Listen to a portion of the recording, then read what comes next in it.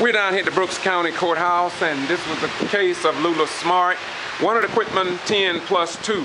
And we just heard the judge render and rule in this case. What was the verdict, my man? What happened? What's your name? Commissioner James Maxwell. What news do you have to report to the people of South Georgia and the state of Georgia and the United States of America? Since no news media seem to be interested in all this, you're the first person that's going to tell the people what happened in the courtroom a few minutes ago. Mistrial. Mistrial. Another mistrial. Another mistrial. Okay, this is the second one. Am I right? You're right. What do you think about the whole? You were there throughout the whole trial, and I was also. So tell us how do you think it went, and how much do you think this can cost taxpayers? We heard the state prosecutor say he getting ready. He even asked the judge, said, when can we schedule another trial? So how much money will this cost the taxpayers here in Brooks County, Georgia? It's going to cost us quite a bit of money. We can use that money, you understand, on a day like this here, you understand, to fix roads, you understand? People, can't get in and out, and here we are wasting the taxpayer money on another mistrial. No evidence. No evidence. And they got another mistrial. And they're spending really the taxpayer money when the people are hollering and screaming, you understand, about the condition in Brooks County around here. We are a poor community. Don't have manufacturers, don't have jobs, but yet we're spending the taxpayer money, you understand, on another mistrial. But don't you think that this trial, what we watched, shows a bigger picture of the problems here in Brooks County? Because we had a postal worker to get information off of official mail and give it to an agent, and then to just another person. And then for him not to know after 18 years of working at the Postal Services, don't you think that's a disgrace not to know nothing about the Privacy Act? I sure do. I truly believe that. Understand? And that should be looked into. That's right. Because 18 years and you don't know anything about the Privacy Act, 18 years, you understand, you should know, you understand. That's right. The pros and the cons, you understand, the Postal Service. It shows, you understand, sometimes the weakness of the Postal Service. What's going on there on the Postal Service. When you have an individual that working 18 years in the Postal Service that don't know what's going on. Don't know the rules and regulations of the Postal Service. Another point I want to ask you, was it not I'm not from here, but was it not a former attorney for the Brooks County Board of Education? Was he not a part of donating some money from his own pocket to hire a private investigator to look into this alleged absentee ballot fraud case? Yes, he was. Sure was. And did not Attorney King ask a question about a conflict of interest? He talked about a man named Ulysses Marable or something like that, and how he stepped down because of conflict of interest. And so it seems as if though there may be a deeper undercurrent here in Brooks County that this case has brought out. I think that somebody needs to look at the transcript. What say you? That's right. I truly believe that. Okay. Right. So any closing remarks? But what we need to do, understand, I think that we as a governing body, understand, and as a county commissioner, that's what we need to take a good look at it.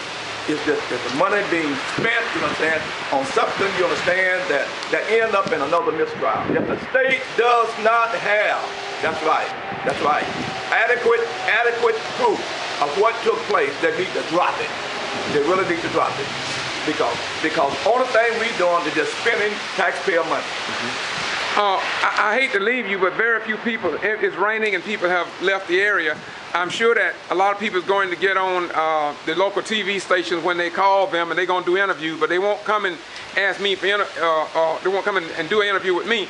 But it's okay. My point is that you have been, you was here, That's you right. witnessed it, That's right. You know firsthand it was a mistrial, you know that Attorney King asked for it because of a statement made from the bench. That's and right. we had an agent or a man that worked for the Secretary of State's office, Brian P. Kemp, and he should not have made it. And he even acknowledged that later on in the trial. And so we all was not happy about it because we are tired of it. We think that with the information that came out, it looked as if though the prosecution was really testifying for the defense. That's right. Because they didn't have nothing to stand on outside of what is legal and right. That's right. Okay. That's right. So once again, I want you to give me your name. Commissioner James Maxwell. You on the Brooks County Board of Commissioners. Brooks County Where did Board you of graduate from high school from? Washington Street High School. All right, and I understood you did a tour in Vietnam, I think. I sure did. And you're a disabled veteran, right? I am. So you're here to watch the service that you did for this country. You are now here watching to see what you fought for to make sure that our rights are preserved. Am I correct? That's right. Thank you very much. Thank you so much. Thank you. Thank you. Thank you. I appreciate it, man. You're welcome, my beautiful brother. Thank you, baby. Thank you. Thank you. Yes, sir. And once again, this is George Boss Ryan. This is the Ghetto Free Press. And I was saying earlier, it is a disgrace that no television, news media networks was here. And it's been that way throughout this whole ordeal. And I find it very difficult to believe that that would happen under our form of government. I never dreamed that right over here at Walker Street Auditorium, 250 or 300 people, and gathered in support of the Quitman 10+2 and other big rallies was almost a total whiteout by the news media network. And once again, we see the same thing here. I want to add this point. We had to come out here under this banner here to record. They told us that we had to get out of the courthouse. We could not do it. However, I've been in Madison courtroom, I've been in Douglas courtroom, I've been in can't think of the place up there above Nashville, another town. We've been in many courtrooms, and after the judge dismissed, I've stood with news media cameras, and we have all interviewed. We have interviewed the attorneys, and we've done it all there in the courtroom with the background. I said Madison.